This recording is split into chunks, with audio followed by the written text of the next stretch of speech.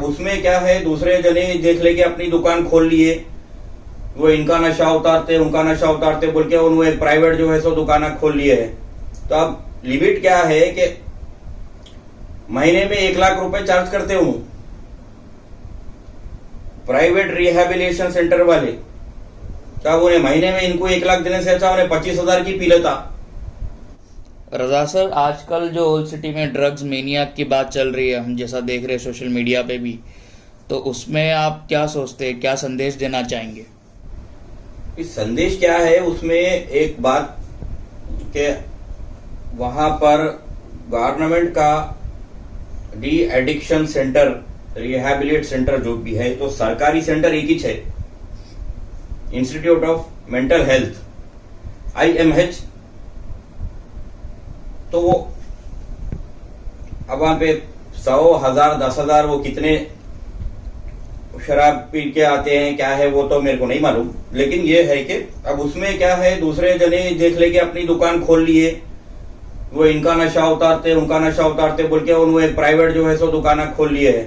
तो अब लिमिट क्या है कि महीने में 1 लाख रुपए चार्ज करते हूं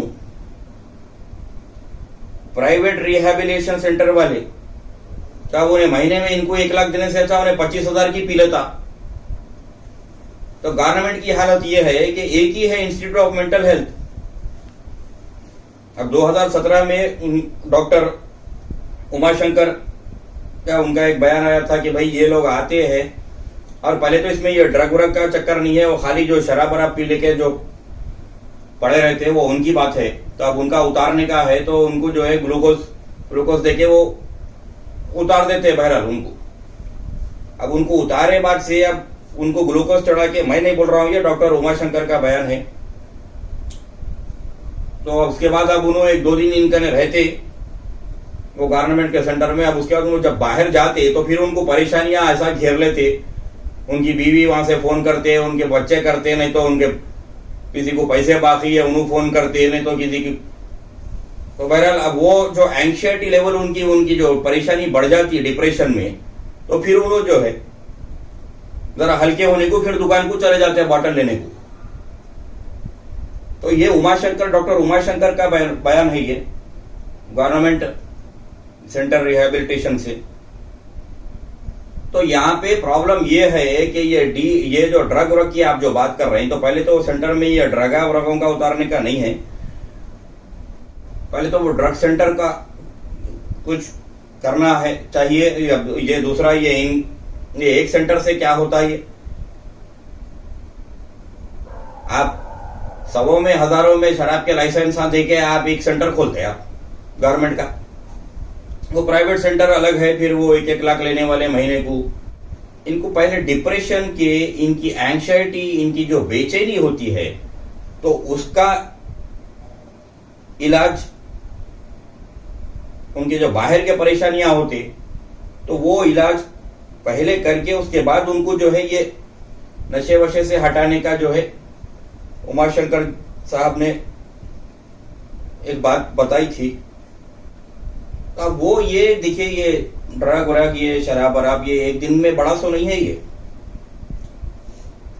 यानी टोटल फेलियर है ये सरकार का, गवर्नमेंट का, तेलंगाना की।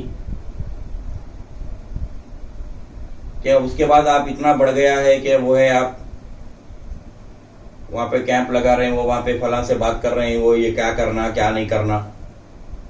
तो उसकी एक्सपर्टीज चाहिए, साइकोपैथ डॉक्टर्स उसमें चाहिए,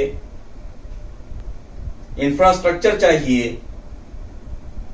खाली ड्रग व्रग बोल के उसको बुला के गली में से इधर आओ यहां तुम क्या की करे करते हो, वो करे ये करे बोले तो हो जाता। अब देखिए इसमें मेरे को जो भी बेसिक का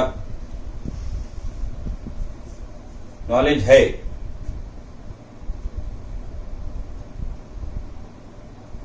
मैं उसके बारे में आपको बता रहा हूं। हो सकता है मुझसे ज्यादा नॉलेज होगी दूसरों को, खास करके ये जो सब्जेक्ट है, तो लोग वहां पे काम कर रहे हैं, तो भाई उन्हें गांजा पी लिया, उन्हें वो फला कर लिया, तो ये गांजा वांजा, ये गांजा आ कहां से रहा है? वो व्हाइटनर की बात सुनने में आती है। तो भाई आप व्हाइटनर,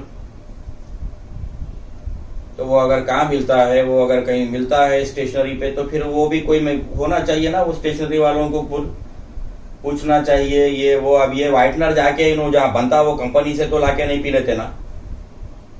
तो कोई पॉलिसी, कोई कॉम्प्रिहेंसिव, कोई सीनियर ऑफिसर के तजुर्बात को लेते हुए ये जो ड्रग का आप जो बोल रहे हैं, तो उस पर आगे बढ़ना चाहिए।